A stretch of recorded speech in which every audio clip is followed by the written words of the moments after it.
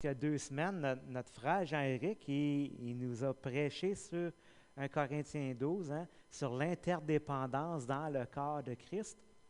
Et ce matin, cette semaine, je voulais prêcher sur un autre sujet. J'ai même commencé à écrire mon message, tout ça, mais l'inspiration du Saint-Esprit, rien pantoute. J'ai dit, bon, ben pour moi, c'est pas ça que tu veux que je prêche, Seigneur. Fait que là est venue l'idée de prêcher sur le corps. Puis là, j'ai dit, Seigneur, y a-tu un message que tu veux que je prêche sur le corps? Puis là m'est venue l'idée de ce message que j'ai prêché il y a plusieurs années, quand on était même à l'autre bâtiment. Donc, les plus vieux peut-être vont s'en souvenir. Pour les autres, bien, ce sera nouveau, mais je l'ai renippé un petit peu pour faire suite un peu là, à ce que Jean-Éric a fait. Je pense que Dieu nous conduit dans ce sujet-là du corps de Christ, l'Église.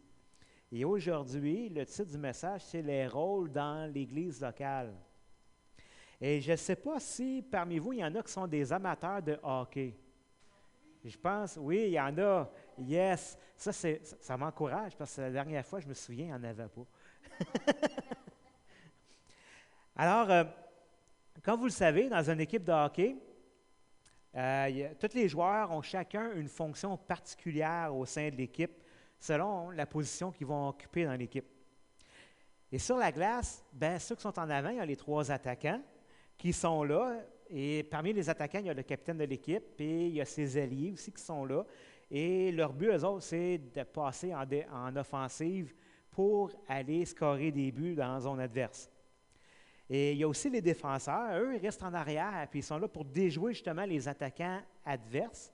Puis une fois déjoués, ils repassent la rondelle à leurs équipiers là, qui sont en avant pour retourner là, dans le territoire, j'allais dire territoire ennemi, mais c'est le territoire adverse. Ensuite, on a le gardien de but. Le gardien de but, lui, son rôle, c'est de protéger la zone des buts pour empêcher les adversaires de venir compter dans tes propres buts, pour éviter qu'ils comptent des points. Et il va travailler en collaboration avec les défenseurs. Il y a aussi les joueurs qui sont en attente sur le banc, prêts à faire la rotation pour remplacer les joueurs qui sont sur la glace, qui sont fatigués ou un qui s'est blessé, ou etc. Et finalement, il y a le coach de l'équipe qui est là et qui appelle les jeux, qui encourage, puis entraîne les joueurs. Et finalement, il y a le propriétaire de l'équipe qui, lui, voit aux intérêts de tout le club dans l'ensemble et qui voit à ce que les joueurs soient payés, soient rémunérés. Et l'Église est un peu semblable à une équipe de hockey. Jésus est le propriétaire de l'Église, le Saint-Esprit est le coach de l'Église, le pasteur est le capitaine de l'équipe, les évangélistes sont les attaquants qui vont scorer dans le territoire adverse, il y a les anciens qui sont les gardiens de but qui protègent l'Église, et les intercesseurs sont comme les défenseurs qui travaillent en collaboration avec les anciens, les évangélistes, les pasteurs de l'Église. Et il y a tous les autres joueurs qui sont là aussi, qui ont chacun reçu un don particulier qui est mis à la contribution de toute l'équipe, que ce soit autant sur la glace qu'à l'extérieur de la glace. Et toute l'Église est soumise à la direction du Saint-Esprit qui appartient aussi à Christ, qui est le chef de l'Église. Alors, 1 Pierre 2, verset 9 nous dit qu'on est tous des sacerdoces royaux, c'est-à-dire des prêtres de Jésus. En d'autres mots, on est tous des joueurs qui ont tous un rôle spécifique à jouer au sein de l'équipe de Christ.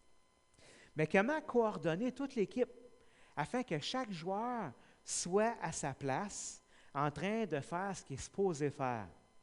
Et c'est là le sujet du message de ce matin. Je vais me concentrer là-dessus ce matin et dans mon prochain message, je vais parler du reste de l'équipe. Donc, un matin, dans Éphésiens 4, on va voir nos 2 premières analyses qui concernent les rôles de l'équipe de Christ. On va terminer cette analyse-là dans mon prochain message. Alors, la première analyse, c'est une exhortation de Paul pour l'équipe de Christ. On voit ça dans Éphésiens chapitre 4 au verset 1 à 3. OK. Je vous exhorte donc, moi, le prisonnier dans le Seigneur. Quand Paul il écrit ça, il était en prison.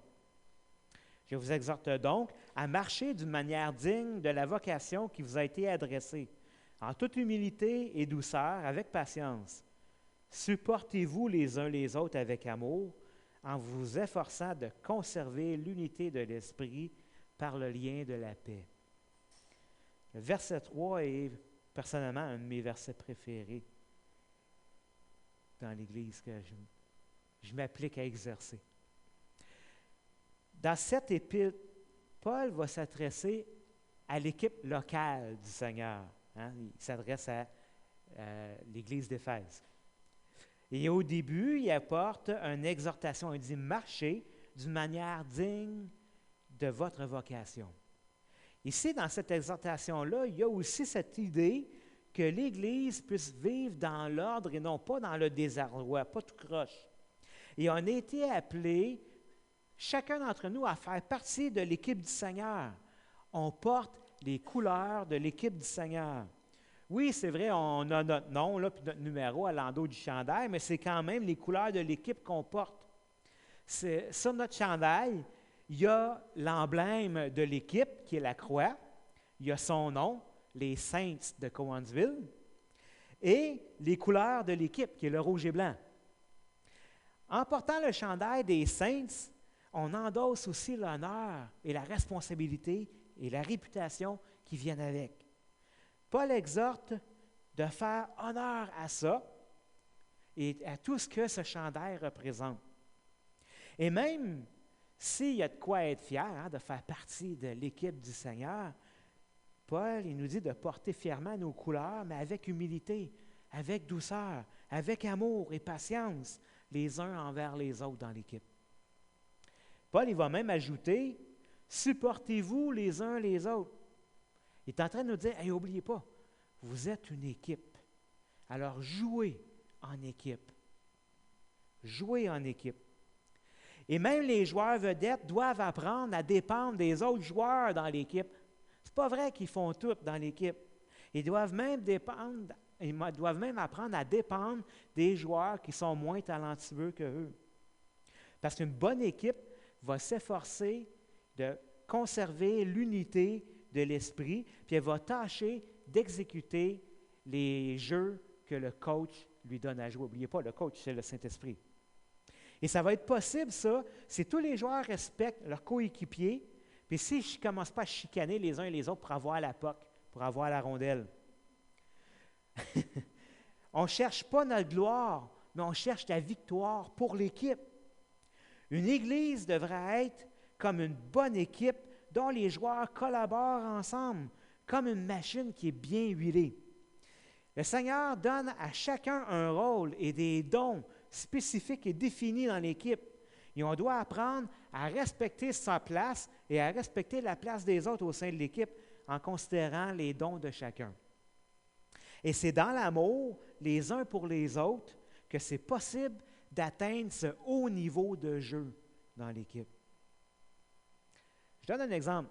Si moi, le Seigneur m'a donné un don d'enseigner, que Paul-André, lui, il a un don d'encouragement, que Cécile a le don d'administrer, que Sonia a le don de libéralité. Et là, il y a un frère dans l'Église qui file un mauvais coton, qui est découragé, lequel je m'ai envoyé pour aller réconforter mon frère. Paul-André, oui. On ne répare pas un évier qui coule avec une aiguille à coudre. Ben non! Non, on va prendre les outils qui sont adéquats pour réparer l'évier. Puis si je ne suis pas capable, ben, je vais faire venir un spécialiste. Mais quelle stratégie Jésus va-t-il employer pour conserver l'unité de l'esprit dans son équipe, puis pour qu'elle demeure bien coordonnée et qu'elle marche d'une manière qui est digne de sa vocation? Et là, on arrive avec cette question-là à notre deuxième analyse. Jésus emploie des joueurs étoiles dans son Église. Alors, toujours dans Éphésiens 4, au verset 7, Paul, il va dire, « Mais à chacun de nous, la grâce a été donnée selon la mesure de quoi? Du don de qui? De Christ. » Paul, il va commencer ici avec les éléments de base du plan de match du Seigneur pour son Église. Il va commencer par affirmer que c'est Jésus qui est le propriétaire de l'équipe, qui est le chef de l'Église. C'est lui qui repêche et qui engage les joueurs étoiles qu'il veut voir jouer dans son équipe. Et c'est une grâce, c'est un cadeau que Dieu donne à son équipe, les joueurs étoiles. Pensez un petit peu, dans le fond, à qu'est-ce que des joueurs étoiles ont fait dans le passé pour l'équipe des Canadiens. Pensez à Maurice Richard, par exemple, ou Guy Lafleur, là, je sais, je remonte à loin, ou Patrick Roy. Mais c'est des hommes qui ont marqué cette équipe-là. Ils ont été un atout inestimable pour l'équipe des Canadiens dans leur temps. Et c'est vrai que parfois, nous autres, on regarde les joueurs étoiles que le Seigneur nous envoie, puis me semble que j'aurais choisi quelqu'un d'autre, tu sais. Mais ce n'est pas nous qui décidons. C'est le Seigneur qui décide. Et lui, il le sait exactement c'est quoi les besoins que son équipe a. Puis il connaît exactement, parfaitement l'utilité que ces joueurs étoiles qu'il a repêchés qui vont apporter dans l'Église. Verset 11, Paul ajoute, c'est lui, Jésus, qui a donné les uns comme apôtres, les autres comme prophètes, les autres comme évangélistes, les autres comme pasteurs et docteurs. Paul mentionne ici 5 positions que les joueurs étoiles occupent au sein de l'équipe de Christ. Et voici en résumé la définition de chacune des tâches au sein de l'Église. Et c'est là, Réal, que tu peux me suivre avec la peau. Oui, c'est ça. Parfait. Réal ou Pascal, hein, à chacun sa place. Hein? Alors, on commence. Là, vous voyez dans l'écran, il y a le Saint-Esprit, lui, c'est le coach. Et là, ensuite, dans la liste que Paul donne, on commence avec les apôtres.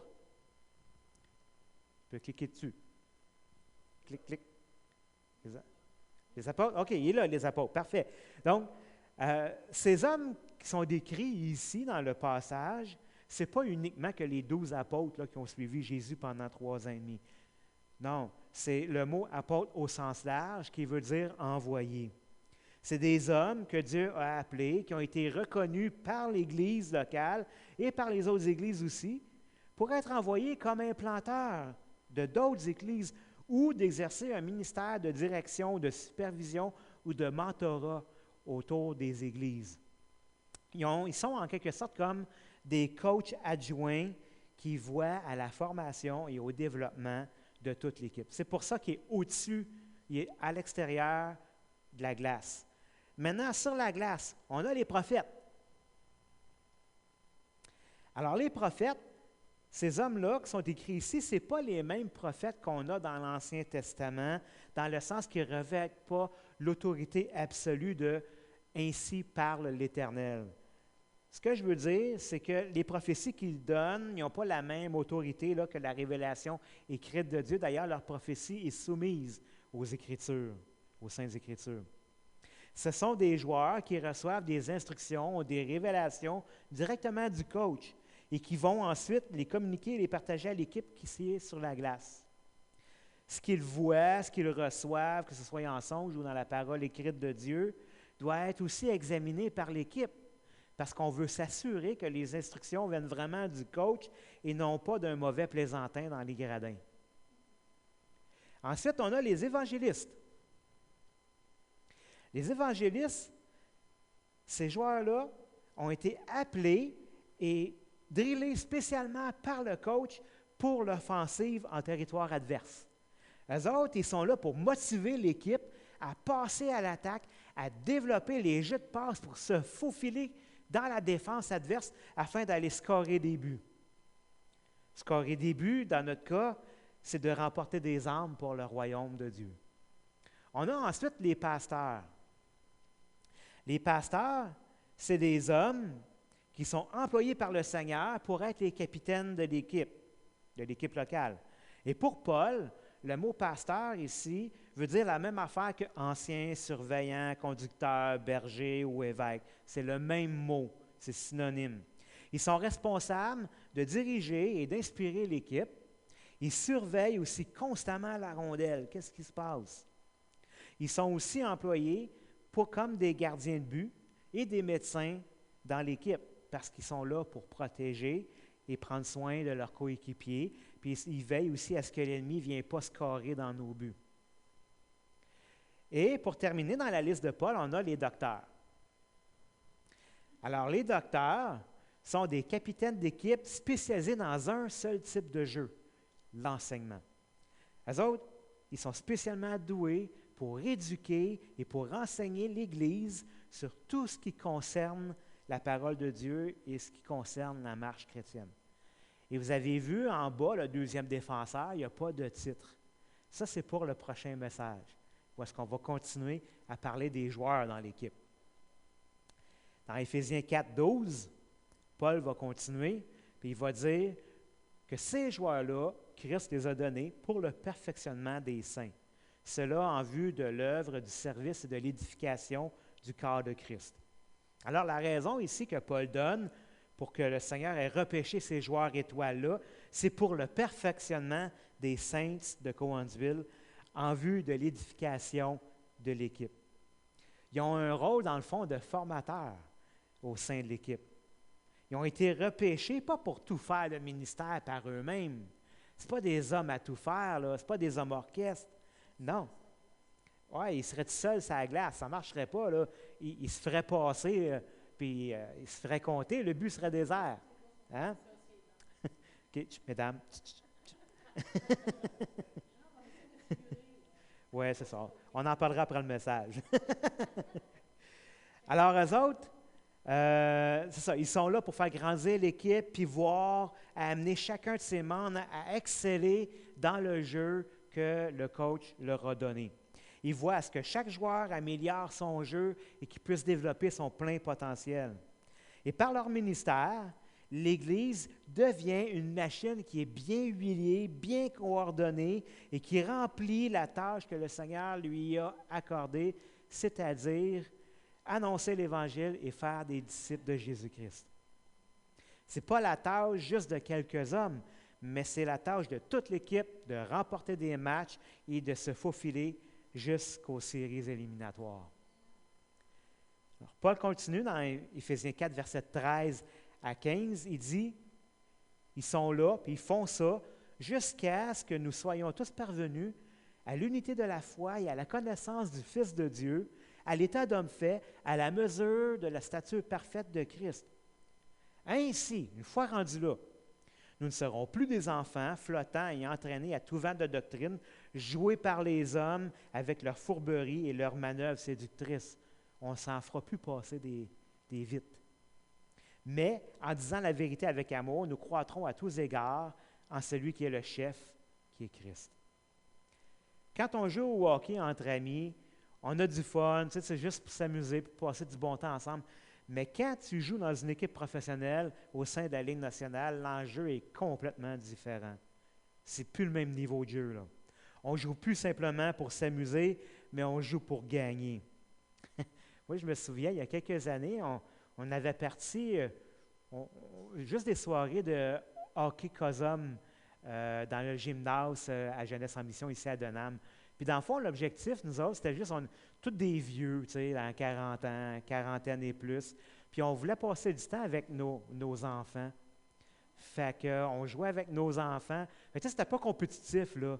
Mais là, les jeunes de Jeunesse en Mission, ils ont dit « Hey, on peut-tu, nous autres ici, tu sais, s'intégrer? » Tu sais, ben oui, tu sais, on ne dira pas non. Tu sais, c'était eux autres, le gymnase. Mais eux autres, c'est des jeunes de 20 ans, dans la prime de l'âge, tu sais, la testostérone au bout et la compétition. Écoute, nous autres, les vieux, plus capables de suivre, on a arrêté, on n'était plus capables. Juste courir après eux autres dans le gymnase. Et j'ai comme une 50aine de livres que j'avais quand j'avais leur âge, fait que ça paraît, ça, quand tu traînes ça, là, sur ta peau. Donc, le jeu n'était pas au même niveau pantoute. Là. Fait qu'à un moment donné, on a juste arrêté. Mais imaginez maintenant quand tu joues dans une équipe professionnelle. Là, les standards sont élevés. Il faut que tu travailles fort, puis il faut que tu travailles en équipe, que cette équipe-là soit solide, qu'elle soit bien rodée. Il faut que tous les joueurs laissent de côté leurs petits différends, puis puis leur quête personnelle de gloire, puis qui jouent en équipe. Leur jeu est synchronisé, ils savent où se trouvent leurs coéquipiers sur la glace, ils connaissent bien les tactiques de leur adversaire. Et dans le langage de Paul, lui, il appelle ça l'unité de la foi. Le Seigneur a donné ces joueurs étoiles-là afin d'atteindre cette unité parfaite dans l'équipe, pour que chaque croyant devienne un joueur accompli, un vétéran qui est parvenu à la maturité spirituelle. On entre sur la glace, on connaît la chanson, on ne se laisse pas intimider par l'adversaire, on connaît notre rôle dans l'équipe, on donne notre 100% pour l'équipe et on remporte des victoires en équipe.